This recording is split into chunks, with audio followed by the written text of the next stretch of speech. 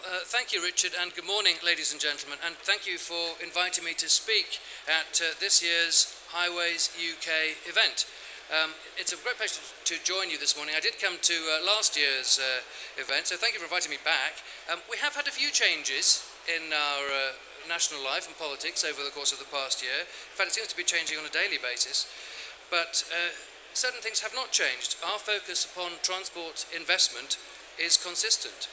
And I'm very pleased to see the programme over the next 2 days covering a wide variety of themes. Investment, skills and capacity, innovation and training and technology, just to name a few, but these are all key priorities for the government. Now, everybody here knows full well the importance of having a well-maintained and reliable highway infrastructure. Our road network is the backbone of our country. 95% of people use our road network every day. Roads are vital lifelines for our economy, vital to our lives. But if we want an effective, reliable road network in the decades ahead, we must work together to ensure we are meeting the changes and the challenges. Ask any road user what is the top of their priorities. The main response is typically pretty similar. They want well-maintained roads and modern infrastructure. Well, that's what we all want. We want a safe, reliable, predictable, efficient, and dare I say, pothole-free journey. Well, a well-maintained highway is good for competition, economic growth, and our environment, and that is why the government has and will continue to take action. You'll be hearing from Jim O'Sullivan from Highways England, the Chief Executive, and he will be, I'm sure, talking about the largest investment programme in England's strategic roads for a generation. We have called this our road investment strategy, and it will see over £15 billion spent in capital between 2015 and 2021 in our motorway and major A road network. This is a significant capital growth, and they have long-term secure funding. Highways England can look ahead with clarity into their finances and can make appropriate efficiency savings. It's investment which is helping people and goods travel effectively around the country, and it's investment which I think is key to continued economic growth. April 2015 saw Highways England set up as a government-owned company to deliver the road investment strategy. And in July of this year, the department reported to Parliament on Highways England's first year performance. As you would expect, it was a settling-in period for Highways England, but I believe they had a very, very good year. They had to adjust to a new status, to a new governance regime, to build new relationships and strengthen existing ones, and at the same time, it added much-needed capacity to our strategic road network. It opened stretches of new smart motorway and started work on 8 major schemes in the road investment plan, which is in fact one more than we had planned. Highways England rose to the challenges on a national basis too by supporting communities in response to the floods, the major flooding crisis that we experienced in the country last December. They worked with Cumbria County Council and other local bodies to rebuild the A591 at Dunmail Rise after it had been washed away, basically ensuring that response will provide a lasting benefit for road users and local residents. Now, in addition, whilst the strategic road network continues to be one of the safest in the world, we are not complacent, and safety has continued to be a major focus for them. Highways England has set out a vision for reducing risks to the workforce and to road users alike in its approach to health and safety. I know this is a key issue for the Highways Term Maintenance Association. They have set out an ambitious target and are doing well with it, and this has been supported with more detailed plans, and I hope that local highways authorities and their contractors will also participate to help embed this culture of improved safety. What I want for our roads is safety for road users and safe for the people who are working upon them. So we have had good progress on delivering the road investment strategy. But that is just the national roads. We of course have an overwhelming majority of our highways are our local roads, and there is an amount of investment going in there too, which is highly significant.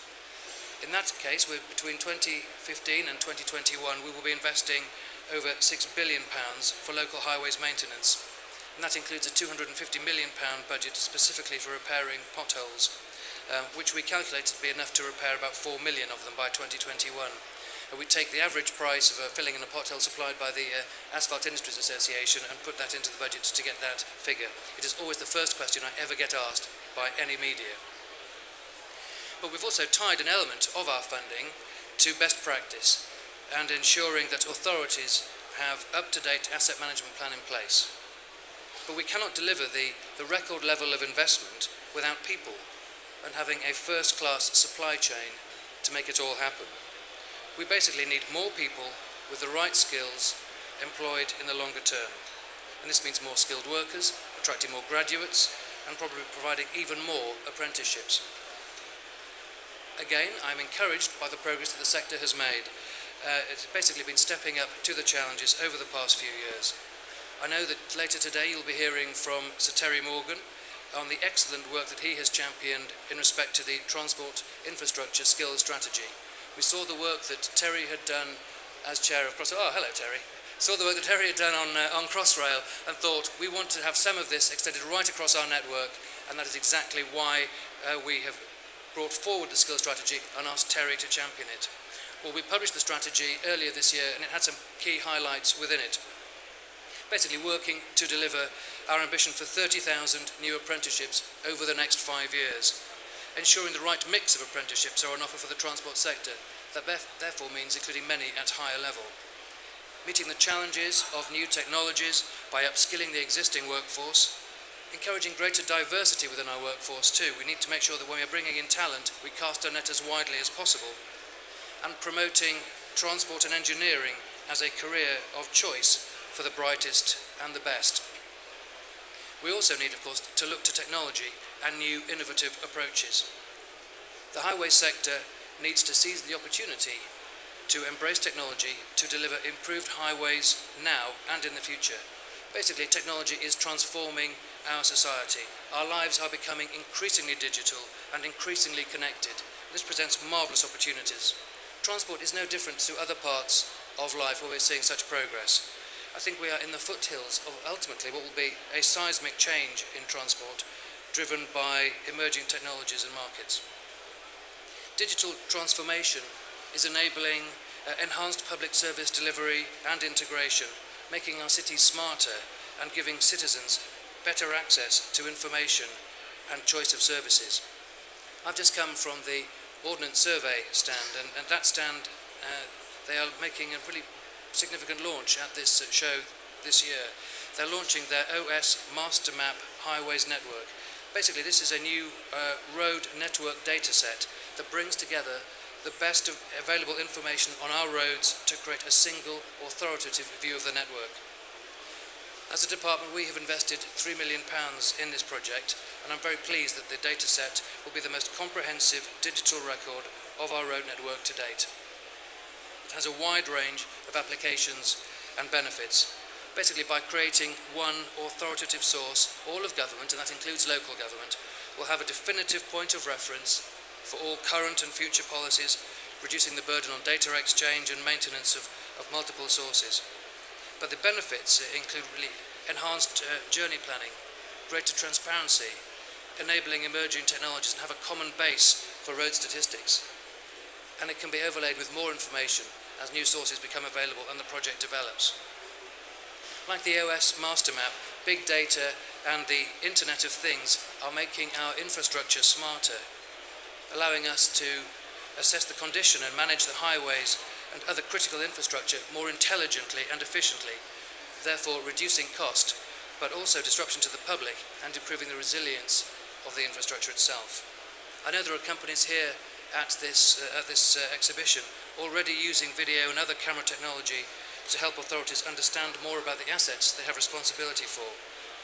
This will help with better decision making, improving efficiency, leading to more planned and cost-effective works to be undertaken as part of good asset management.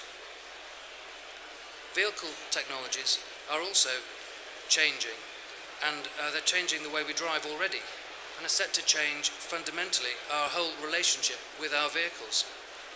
These technologies, as well as advances in material technology, energy technologies, nanotechnologies will all herald dramatic changes for our network.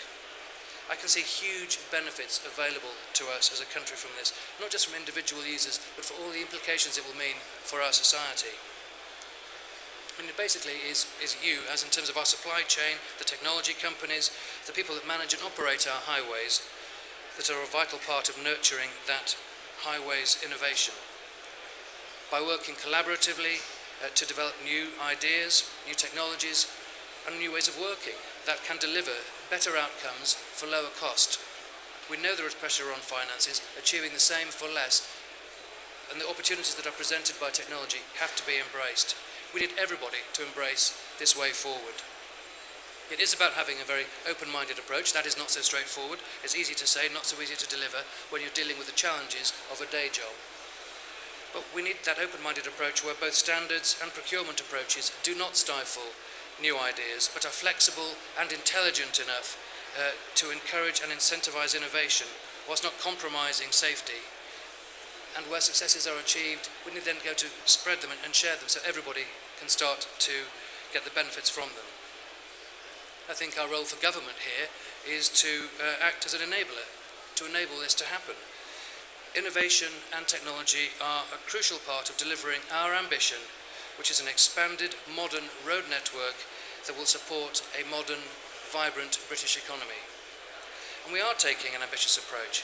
And we have our world-class innovation, infrastructure, and we have ambitious funding programs. These are putting Britain at the forefront of innovation in road transport and making Britain the best place in the world to do transport digitally.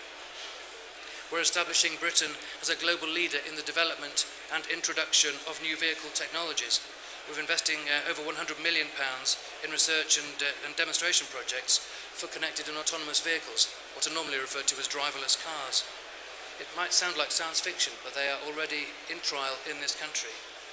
And over £900 million to position the UK at the global forefront for the development, manufacture and use of ultra-low emission vehicles.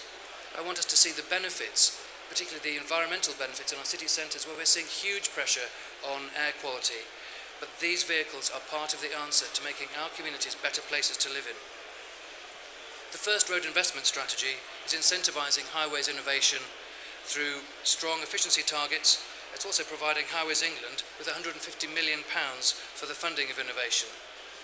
Through Innovate UK, we've established the network of catapult centres to identify innovations and help bring them to market much more quickly. And we're funding the major smart city demonstrators across the country and have backed the Cambridge Centre for Smart Infrastructure and Construction, again to promote smart infrastructure technologies across all sectors. Having a highway that is fit for purpose will help not just our industries thrive, but it will help ensure businesses can deliver their goods, deliver their services, and we all benefit from excellence in infrastructure. And that is why events like this, I think, are so important, bringing everybody together in one forum to hear about best practice, to meet people doing interesting things that you may be, well, I can learn from that. I can perhaps see how this can improve what I do on a day-to-day basis. That really goes back to my key point about how collaboration will be at the heart of progress. I think collaborating together, we will ensure all of us take a role in delivering our well-maintained highways network. It is a network to keep businesses in touch with customers, it unites families and friends, and it gives people access to employment, training, education. It basically makes our country work, and without good highways, what you deliver day in, day out, our country does not work. If that isn't a motivating thought for all of us in this sector, then we should probably all resign and go and get other jobs, quite frankly, because our country will not survive without the work that we do. So good luck with it, and thank you very much indeed for listening today.